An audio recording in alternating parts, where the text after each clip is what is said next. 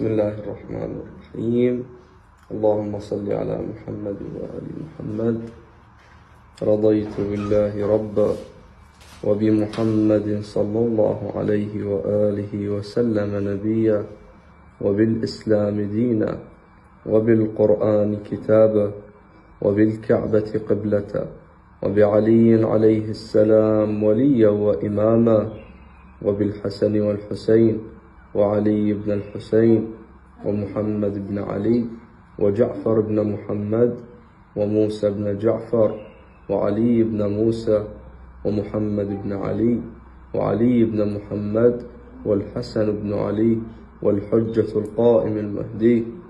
اللهم إني رضيت بهم أئمة فارضني لهم إنك على كل شيء قدير. اللهم صل على محمد وآل محمد.